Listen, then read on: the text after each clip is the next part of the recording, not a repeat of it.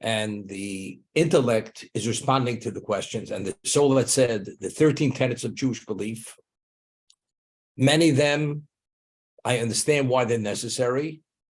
Others I accept as absolute fact, but I don't understand why they're necessary. What exactly is the concept behind them? So this is the discussion between the intellect and the soul.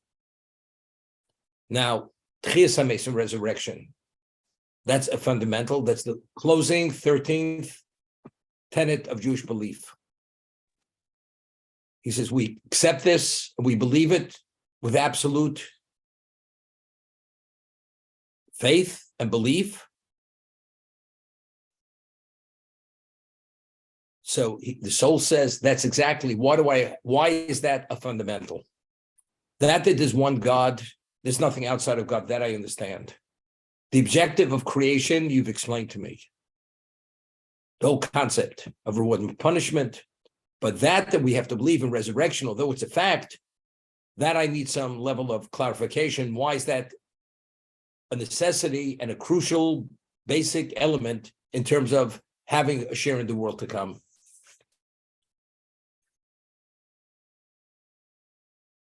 So he goes to explain. Initially, God created man as a composite, a soul and a body. And they were meant to function together as one entity. We read at the beginning of creation that God created man alone. And then afterwards, God says, it is not good for man to be by himself. I will create a helpmate to assist him in his service. What exactly was the wife? And this was the creation of the woman. What was the woman supposed to be, and what was the role of the man? The man was supposed to address all aspects of spirituality, serving God without any distraction whatsoever. The wife was meant to assume all responsibilities for the physical amenities which the husband needs. It's a partnership. The wife is fully a beneficiary of whatever the husband is. We see them as one unit, except each one has an area of responsibility, and to succeed in each of their areas, the man has to be fully occupied, undistracted, to succeed as he's meant to succeed in that area. So the wife will assist him to assume those levels of responsibilities, that he should not be distracted. That was the initial intent of the husband and wife, and still is. That's the unit. They work as a unit. It's Ezer Kenegdo. It's Ezer opposite him. It's the helpmate which accommodates and reflects his needs. This is the idea.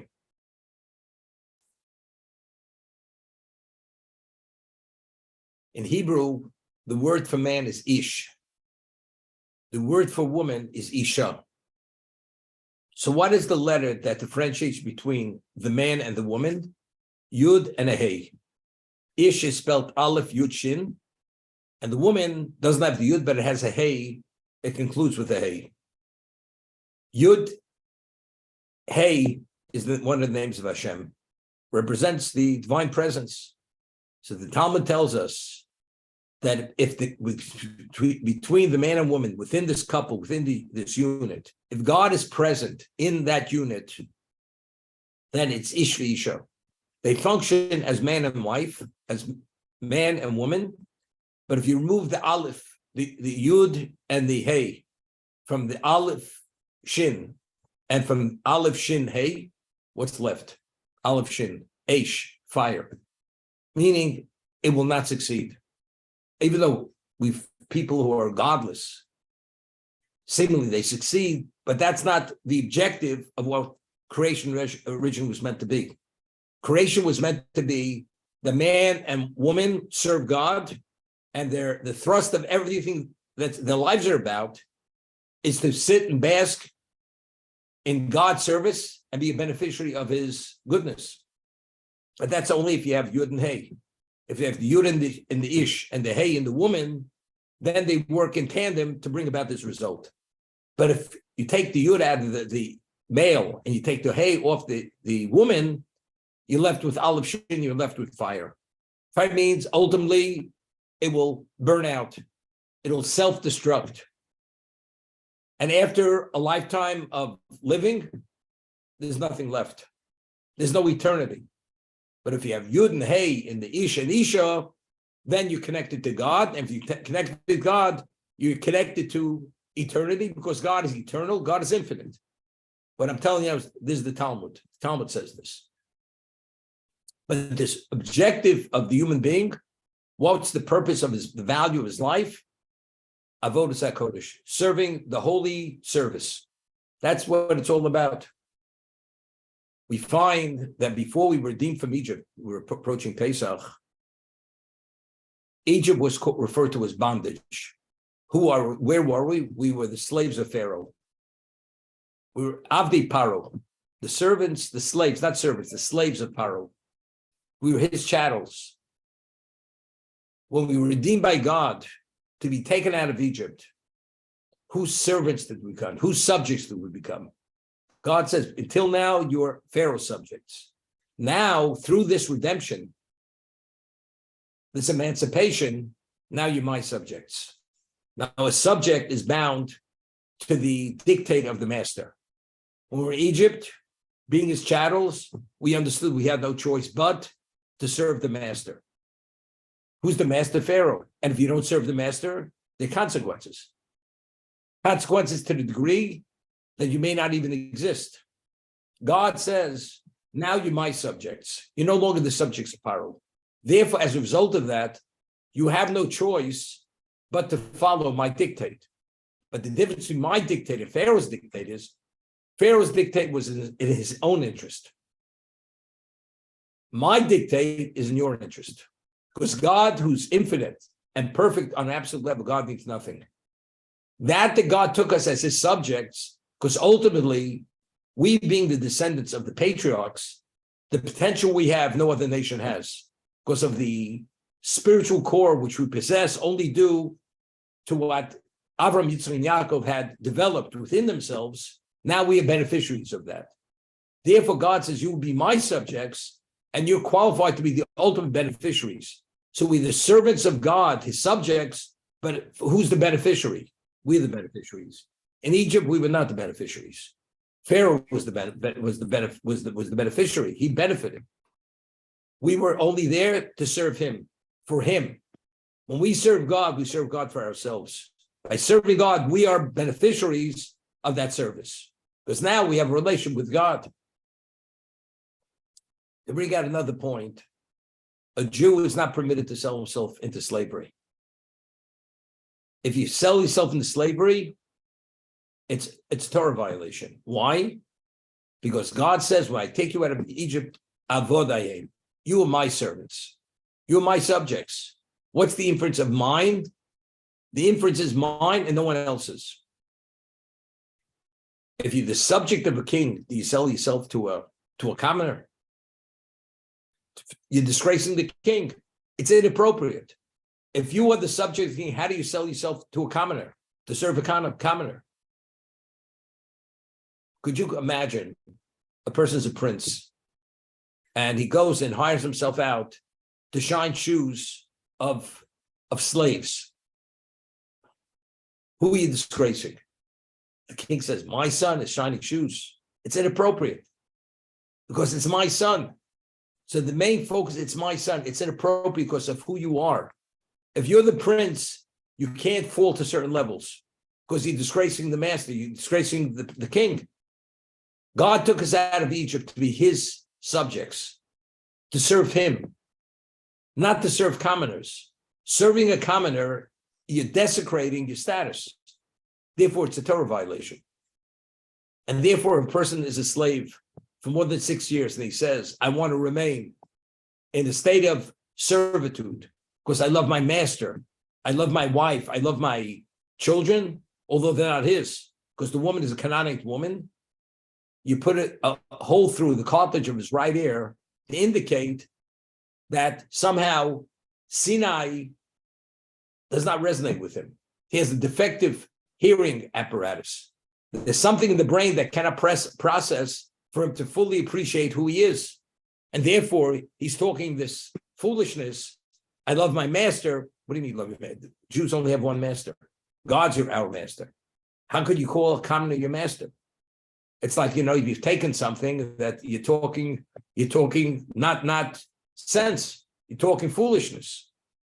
But nevertheless, if you talk that, to indicate that you're defective, you put the hole through the cartilage of the right ear to indicate that he has a certain defective element within him, and therefore he doesn't get it.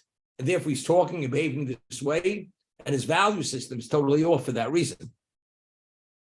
But over there, one of the commentators makes a beautiful point. The Jews, even when we went to bondage, we were never slaves of commoners. We were always the slaves of the master. Even though we were chattels of Paro, but who was Paro? Pharaoh was the height of civilization. He was the monarch at the height of civilization. Could you imagine a person is the butler in the White House, and then afterwards he becomes Al Capone's butler? Right? They send him into retirement. He wants to make some money.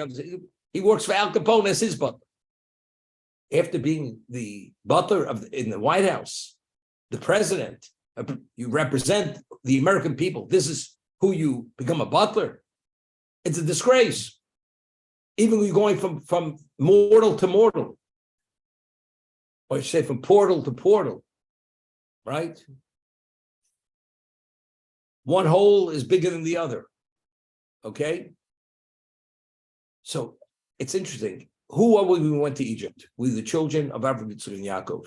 We were really spiritual royalty. Even though we went there to atone for the sin of Avram, and we had to be there for a period of time, but whose chattel did we become? We became Pharaoh's chattel. We were the slaves of a king, not of an ordinary person. We weren't sold on a slave block. We were the slaves of a king. Now, I asked the question, what do you mean slaves of a king? Every Egyptian had a Jew working for him. So we're the slaves in Egypt of the populace.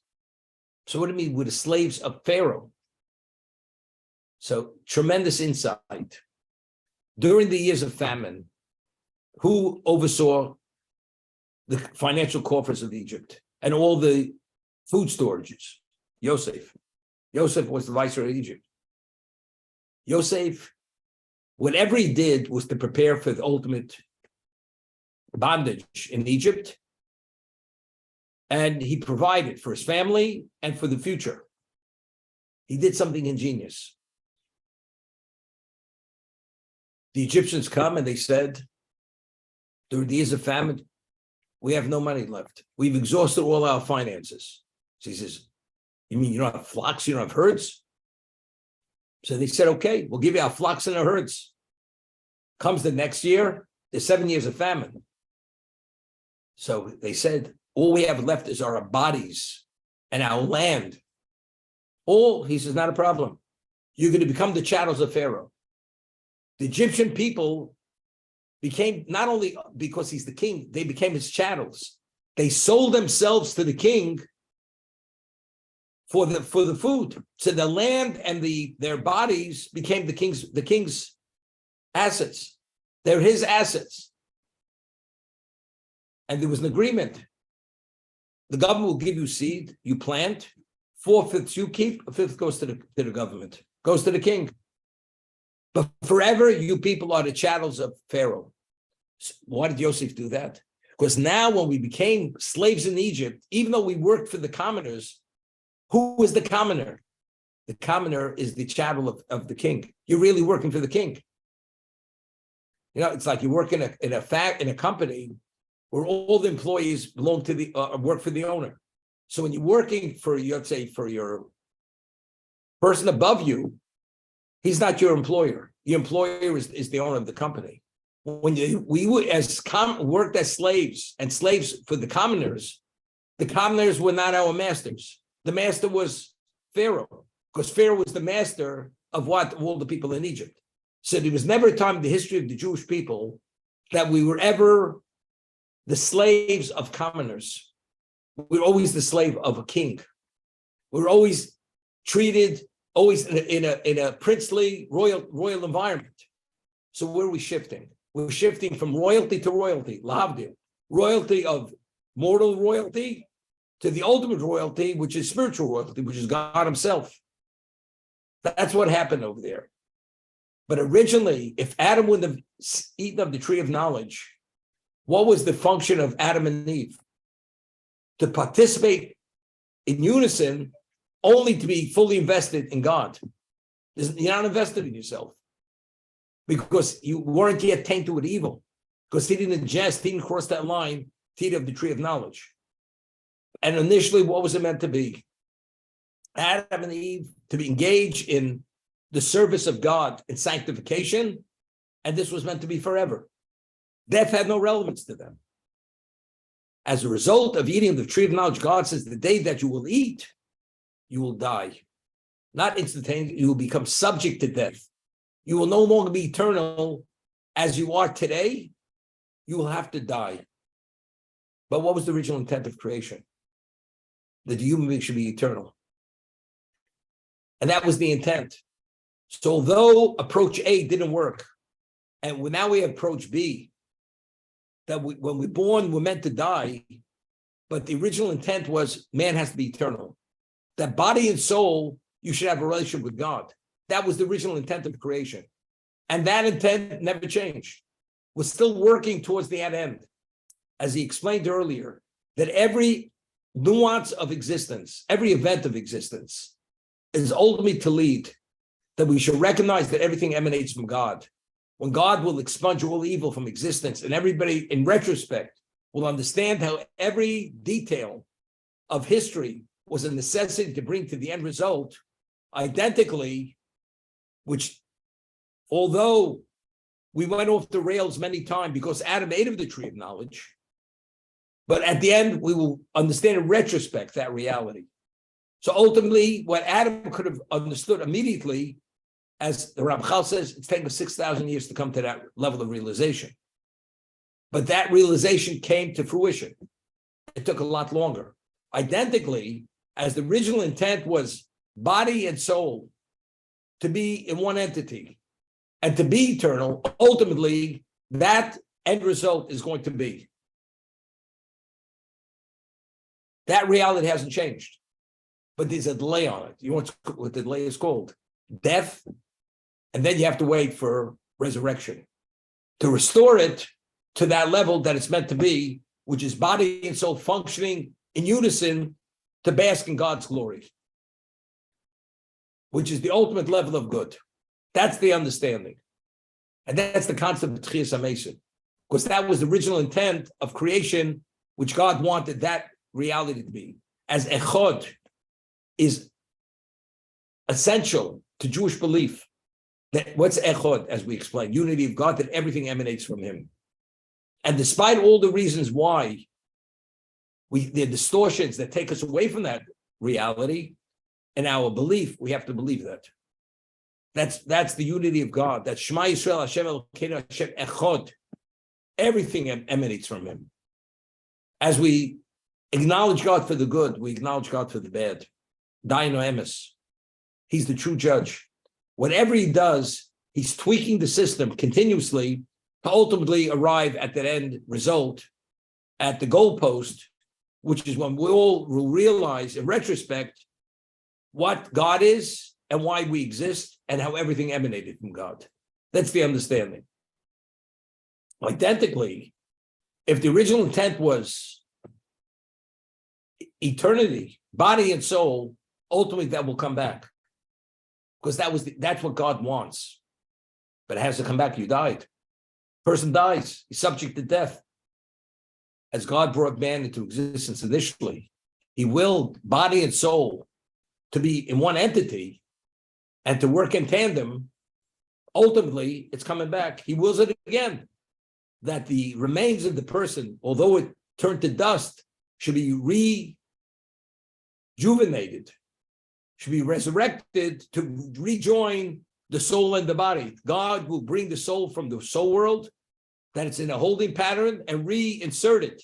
But here it'll be unified and integrated totally in the body, that the body now is going to be a beneficiary of whatever the soul accomplished throughout its lifetime.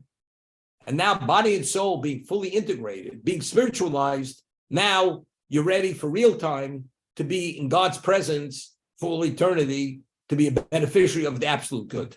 That's the understanding.